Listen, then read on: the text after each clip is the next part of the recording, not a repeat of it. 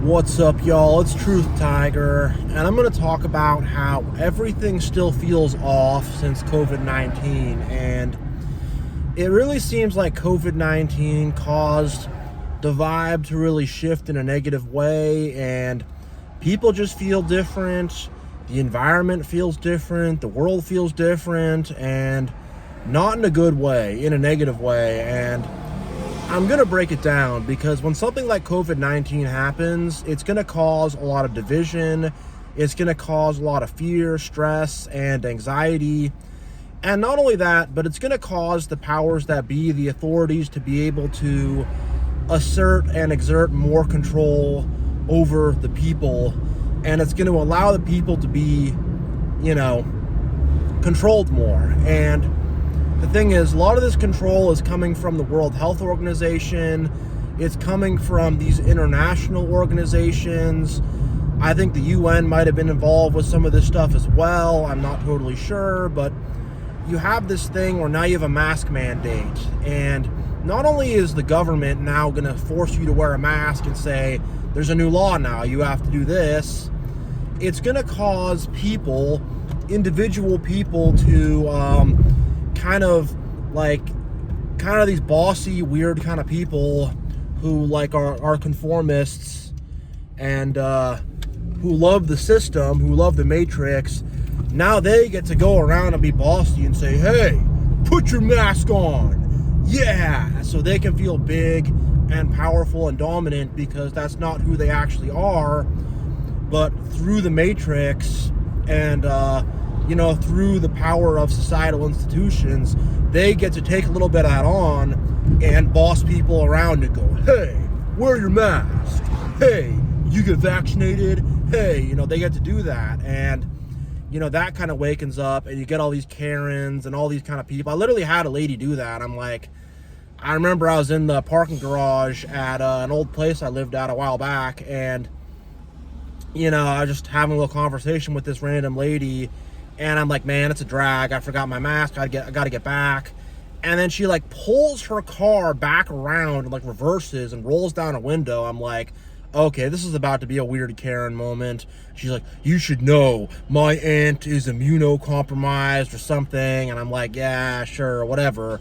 But it really brings out this hostility in people and brings out the worst in people. And not only that, but now, you give a lot of power to the medical system. Now the medical system can essentially force people to take vaccines. Now you have these vaccination cards. Now the government has more authority and bureaucracy they can do over you, and they can say you can't travel. Some places had curfews, and, some places they had lockdown orders. You can't leave your own house. They're going to force you in your own house to not be able to leave. And then you have this culture of tattletales. Then these tattletales are going to rat on you to the government and try to get you in trouble with the government. And it just creates a whole negative culture. It creates a lot of fear because people are afraid of, getting this disease and what does it mean. And, it creates this massive culture of fear because they're going on the media and they're talking about all these people dying and getting sick, and it freaks people out. It gets people all freaked out, and it's going to cause societal divide: unvaccinated versus vaccinated, anti-mask versus pro-mask. Now there's a whole new dividing line in society, and now people are going to be divided and argue with each other and fight against each other. And then with all the lockdowns and stuff, now people are disconnected from family, disconnected from community. I disconnected from my family for other reasons that I talk about in other videos, but this causes people to, be less connected to friends, family, community, stuff like that, and to become more isolated. And the thing is, when it comes to standing up to tyranny from the government or from wherever, it's not just the government, but it's all of societal institutions, the medical system, especially the education system, the media, whatever. When it comes to people standing up, they're going to need to be in touch with their community, be surrounded by community, be hanging out with people, talking to people, and then they can come together and say, you know what, we're going to stand up to this. But when you have people all locked down and all divided and fighting amongst each other, and you're locked down, you can't leave the house, you can't go out to get a drink, you can't go out to a restaurant. Now people can't really organize, they can't really work together. They're like divided apart, and it caused a lot of that, and a lot of other frictions and other big protests and big riots and stuff, I believe happened. They were not directly related to COVID-19, but I believe they happened because of COVID-19, because people were all cooped up and angry and weird, and they like got something to freak out about and stuff. Sorry, give me a sec here. But yeah, it got people all divided, it got people all angry, it got people all mixed up, and I really feel like we have not recovered from it. I really feel like society is still divided, and communities are more broken down than ever, and some weird protest thing or something, speaking of which, beside me, but not a protest, I don't know, just people holding signs up, but yeah, it got people more divided, it got people more just spending time by themselves, just going online, not socially interacting with people.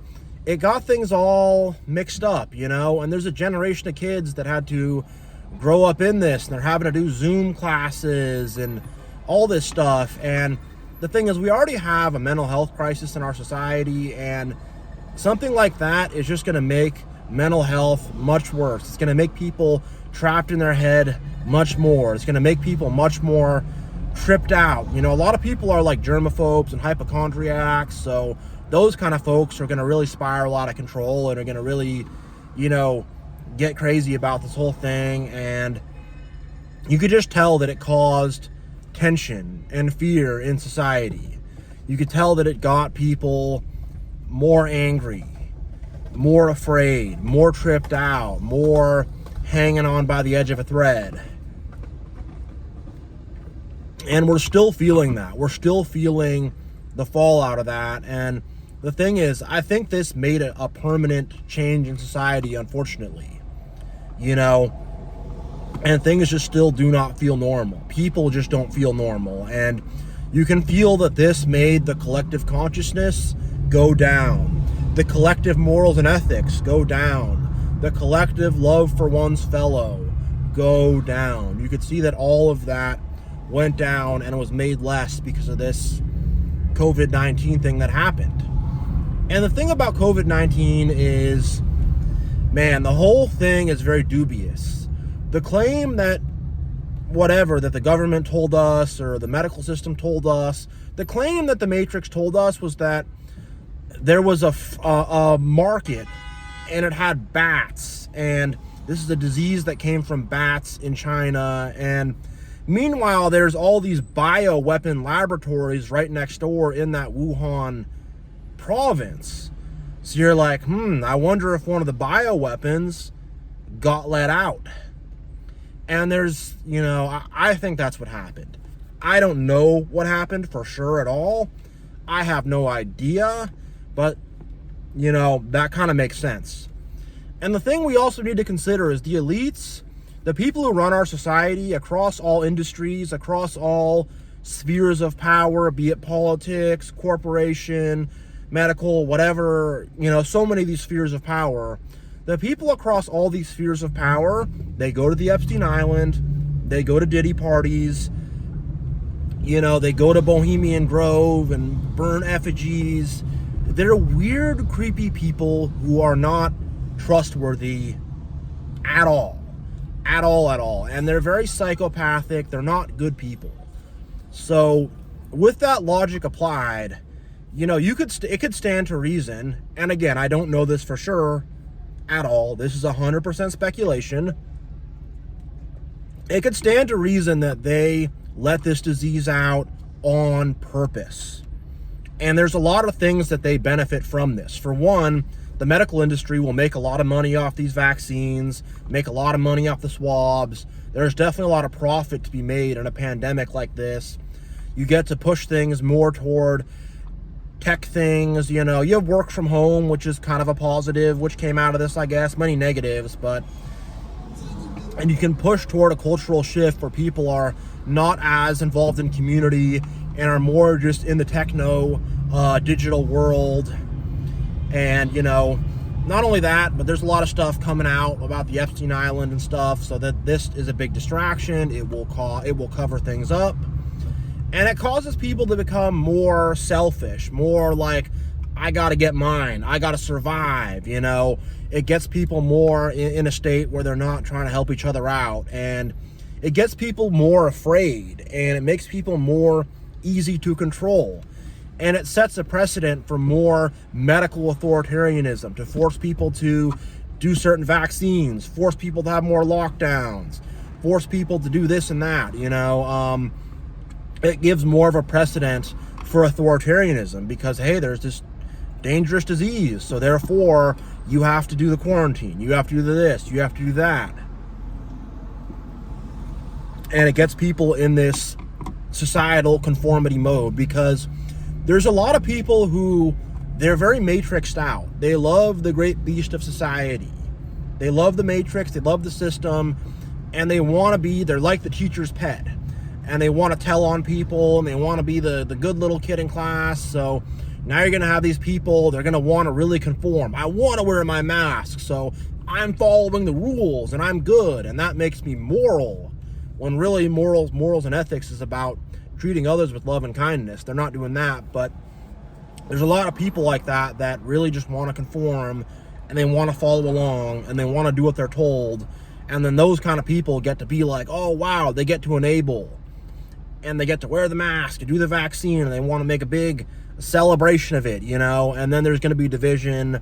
There's going to be people like myself who are opposed to those things, and then I'm going to have to, now I'm going to have to fight against certain people who were friends are going to not be friends anymore because this is going to cause a political conflict. And I've heard of a lot of people who've lost friends and have had friendships and communities break down because of this. And again, this is, you know, for the global elitists who have secret societies and do creepy things, and for them this is great. I mean, this really breaks down people. It breaks down the human herd. It makes the human herd weaker, more submissive, more subservient, less likely to fight back.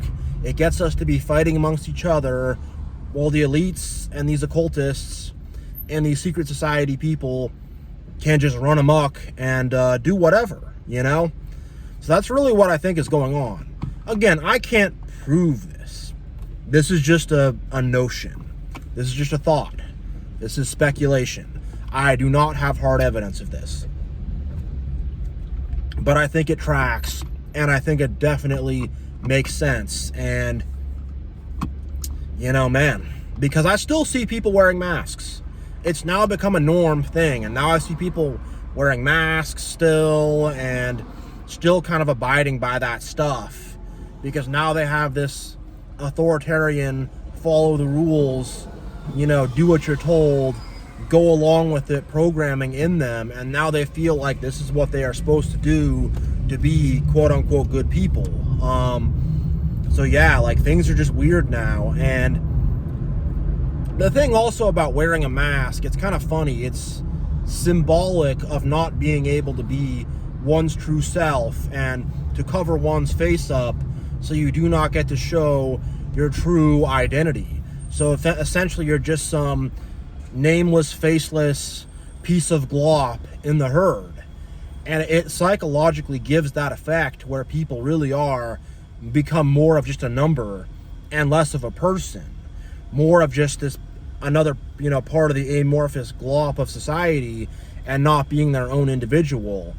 And a lot of people feel that way already, but this accelerates that and gets people more in that mode, and gets people, you know, being less of themselves and being less able to express themselves, and gets people to shrink into themselves even more.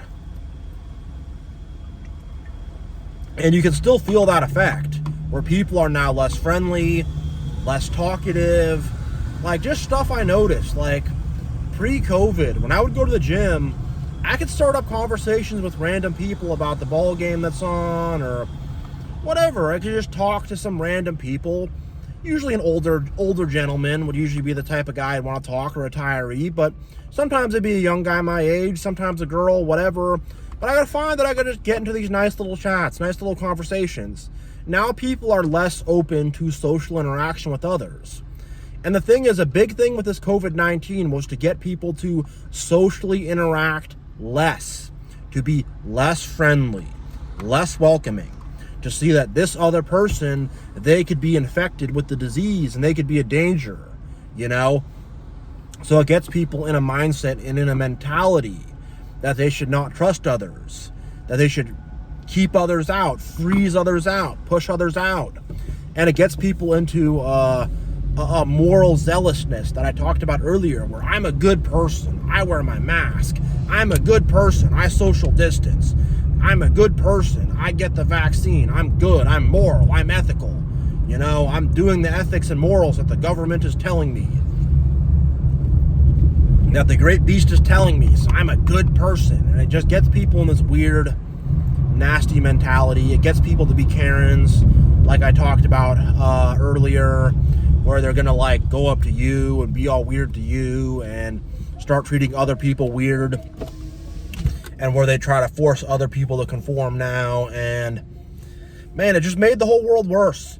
And I really think that was 100% the design and the intention, to make the world a worse place, to make the world more of a prison, to make the world more of a cattle ranch, and to have us be less free, and to make people more unhappy. Because most people are already unhappy, and that comes along, and that's going to cause people to be even less happy.